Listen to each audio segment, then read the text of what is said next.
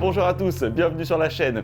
Allez, aujourd'hui je vous décrypte les gammes TV et audio 2025 de Sony et on commence tout de suite avec la télé, une gamme qui évolue.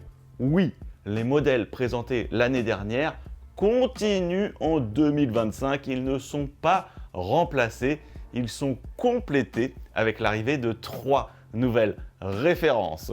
Alors on va d'abord commencer par tout ce qui reste en place de 2024 dans la gamme Sony 2025. Bravia 9, ça bouge pas. Lui, c'est le mini LED flagship de Sony 2024-2025, donc c'est le plus lumineux, c'est celui qui a le contrôle de zone le plus précis, avec aussi le plus de zones. Il est équipé de la technologie exclusive de Sony pour gérer ces zones, justement le XR Backlight Master Drive, qui gère une gradation de lumière localisée sur le panneau pour vous offrir des beaux dégradés, des beaux pics lumineux bien précis, tout en réduisant les effets de halo, le blooming, avec une meilleure efficacité énergétique. Il avait été annoncé l'année dernière en 75 et 85 pouces uniquement. Il a vu le format 65 pouces s'ajouter à sa gamme.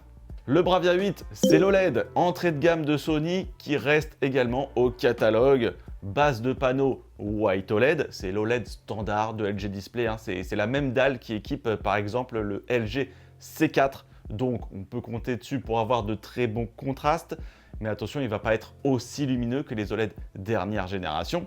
Il sera plus adapté pour un usage cinéma en pièces sombres, d'autant que sa dalle est assez réfléchissante.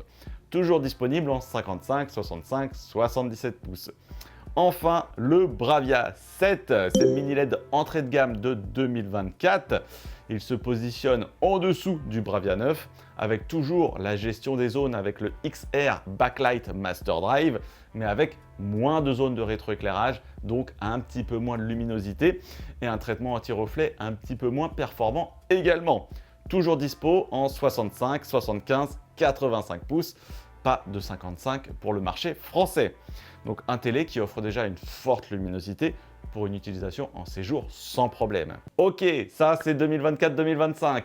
Quoi de neuf en 2025? Je commence tout de suite avec la nouvelle qu'on attendait tous, la plus excitante, le Bravia 8 2.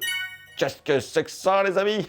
C'est le remplaçant du Sony A95L, le téléviseur OLED flagship de Sony 2023-2024, qui fait partie pour moi encore des meilleures télés du marché. Il tenait largement la comparaison avec les modèles de 2024 lors du shootout organisé par HDTV Test.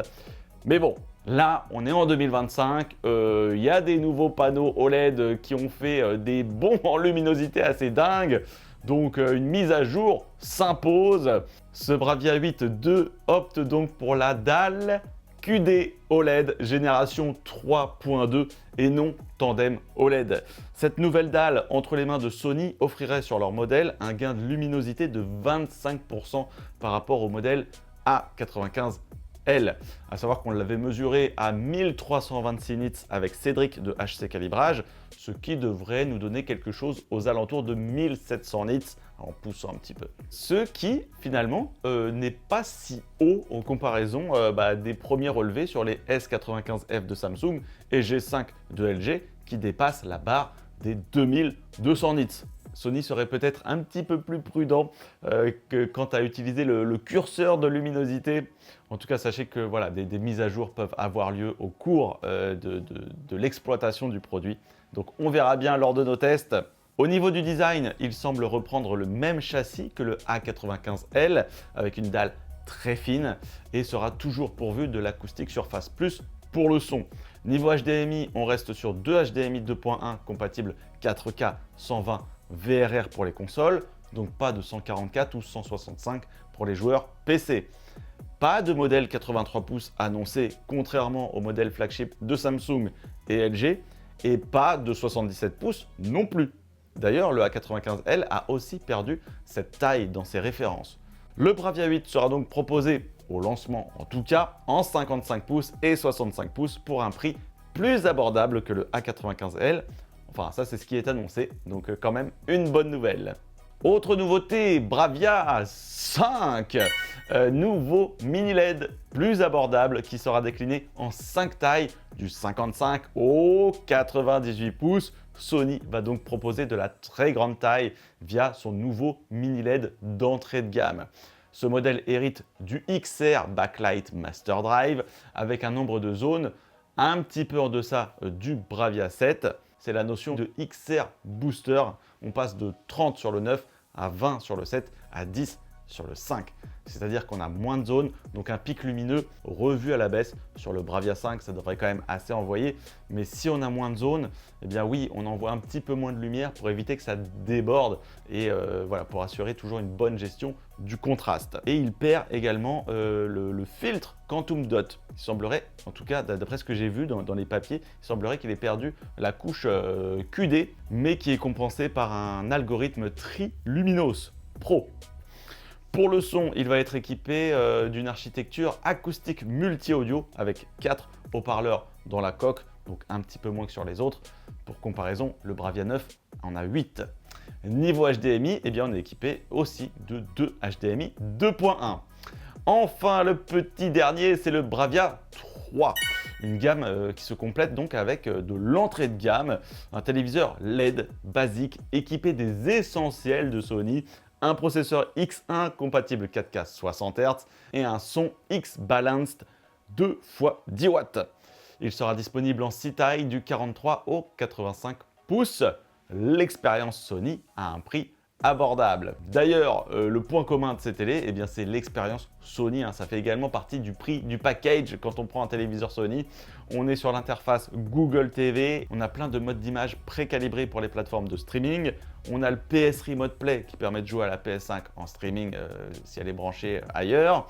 Un accès à une plateforme Sony Picture Core qui, voilà, bibliothèque de films en streaming très bonne qualité. Un tableau de bord Echo pour gérer sa consommation et ensuite toutes les compatibilités Dolby Vision, Dolby Atmos, IMAX Enhanced, DTS X avec le petit algo maison Voice Zoom 3 intégré au téléviseur pour ajouter un petit peu de clarté sur les dialogues. Et aussi, oui, le Center Sync 2 qui permet de synchroniser les haut-parleurs du télé avec ceux des barres de son maison du constructeur avec un calibrage optimisé depuis l'application Bravia Connect. Voilà, c'est ma transition pour vous parler de la gamme audio qui s'enrichit également de quelques références. On conserve les Bravia Theater Bar 8, Bar 9, Quad qu'on a découvert en 2024 et elles sont complétées par une Bar 6 qui est un système barre de son plus caisson 3.1.2 avec sur la barre de son 3 HP en façade et 2 verticaux annoncés à 499 €. Le Bravia Theater System 6 qui est un nouveau concept, un système en fait tout en un, barre de son, caisson plus satellite. À savoir que dans ce système, le caisson alimente la barre de son, donc il y a un câble entre le caisson et la soundbar.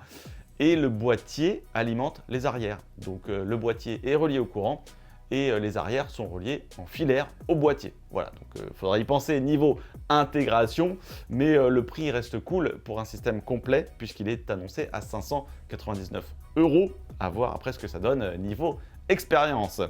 Enfin, de nouveaux éléments séparés en audio font leur apparition.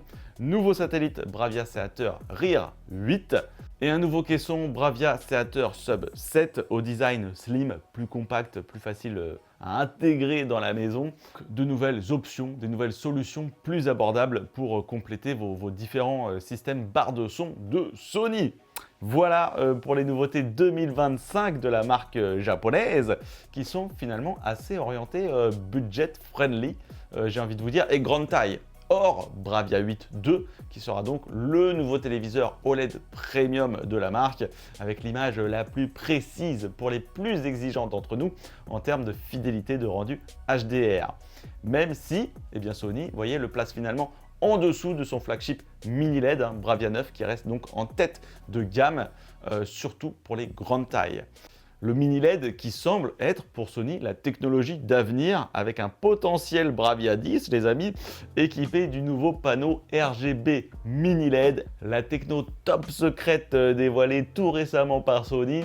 Alors j'ai déjà abordé la technologie RGB mini LED sur la chaîne, puisqu'elle était présentée sur différents stands au CES, mais Sony a ses propres arguments à défendre sur ce nouveau type de panneau, notamment celle d'avoir été précurseur dans cette technologie en 2004.